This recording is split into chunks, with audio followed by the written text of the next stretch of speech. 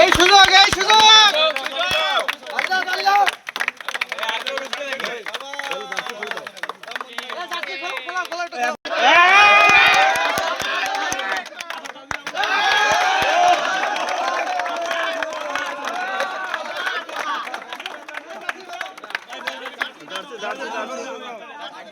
নতুন জার্সি পরে দেওয়া হচ্ছে।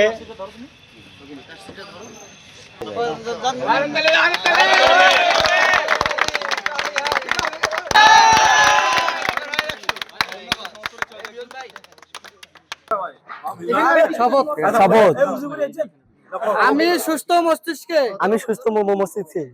এবং সজ্ঞানে শপথ করিতেছি যে আমি উগ্রবাদী আর্জেন্টিনা সমর্থক গোষ্ঠী ছেড়ে ব্রাজিল সমর্থক গোষ্ঠীতে যোগ দিলাম এবং আমি আজীবন ব্রাজিল সমর্থক হয়ে ব্রাজিলকে সাপোর্ট দিয়ে যাব ইনশাআল্লাহ। মানে আবেগে ছিলাম, বুঝতাম না আর কি। তো এখন বুঝেছে, সবে দেখতেছি, খেলা দেখতেছি, অনুভব করতেছি। এইটা হচ্ছে আবেগ, মানে ওইটা ছিল আবেগ, আর এটা হচ্ছে বিবেক। এই পাঁচটা কিন্তু ওয়ার্ল্ড কাপ কিন্তু এমনিতে আসে নাই, কিন্তু ওই যে মেসিদের মধ্যে যে হাত দিয়ে গোল, মানে পারে না। হ্যাঁ অবশ্যই, মানে পাপ একদম ধুয়ে মুছে আমি ধন্য। গত যে 2014 বিশ্বকাপে হচ্ছে আর্জেন্টিনা রানার্স আপ ছিল, আসলে জার্মানির সাথে 1-0 গোলে হেরে যায়, যেখানে হচ্ছে ব্রাজিল সেমিফাইনালে 7-1 গোলে হেরে যায় এবং পরবর্তীতে আর্জেন্টিনা রানার্স আপ হয় এবং পরবর্তীতে 2022 সালে আবার আর্জেন্টিনা ওয়ার্ল্ড কাপের ফাইনালে গিয়ে কিন্তু চ্যাম্পিয়ন হয়। এই যে 2002 সালে হচ্ছে ব্রাজিল লাস্ট বিশ্বকাপ পায় এবং তারপর থেকে আসলে কেউ কখনো দেখেনি যে ব্রাজিল ফাইনালে উঠছে।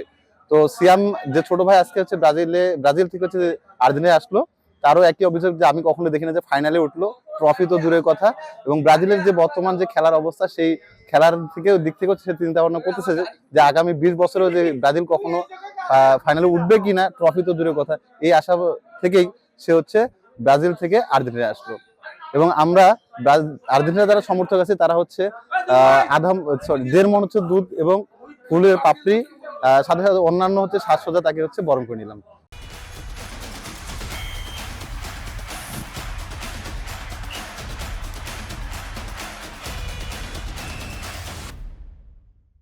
আমাদের পরিবারের সবাই আর্জেন্টিনা, শুধু সিয়ামই ছিল আমার ব্রাজিলের সাপোর্টার। সে 2 দিন থেকে মোরক্কোর সঙ্গে ব্রাজিলের খেলা হওয়ার পর থেকেই বলতেছে ভাইয়া আমি আর্জেন্টিনার সাপোর্ট হবো। সেক্ষেত্রে আমি ওকে বলছিলাম যে ঠিক আছে, একটা অ্যারেঞ্জমেন্ট করে তোমাকে দুধ দিয়ে গোসল করে আমি তোমাকে আর্জেন্টিনার সাপোর্টার নিয়ে আসবো। 1.5 মণ দুধ দিয়ে গোসল করার পরে তাকে আমি আর্জেন্টিনার জার্সি উপহার দিই তাকে। দল পরিবর্তনের মূলত কারণ হচ্ছে ব্রাজিল মরক্কোর সাথে যে ম্যাচটা খেলছে, প্রথম ম্যাচটা, তো মরক্কোর সাথে ব্রাজিল আর কি কোনোভাবে পেরে ওঠে নাই। তাদের খেলার মধ্যে প্রচুর ভেজাল ছিল। ব্রাজিল যে আসলে খেলাটা খেলে, তাদের খেলার মধ্যে সেই ছন্দটা নাই আসলে।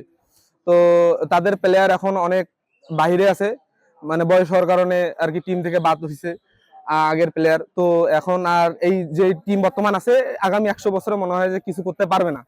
তাদের খেলার মধ্যে কোনো ছন্দ নাই। সো এই জন্যই ব্রাজিল বাদ দিয়ে আর্জেন্টিনাতে আসা।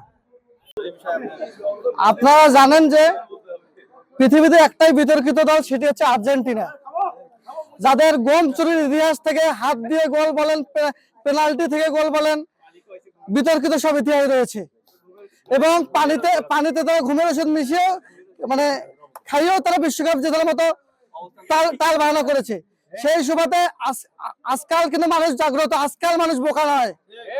সেই সুবাদেই এখন আমাদের ভাই আগে আবেগ দিয়ে ভাবছিল, এখন বিবেক দিয়ে ভেবে তিনি আর্জেন্টিনা ছেড়ে এবং পৃথিবীতে ছন্দময় ফুটবলের, জাদুকরী ফুটবলের যে আবিষ্কারক দেশ ব্রাজিলে যোগ দিয়েছে।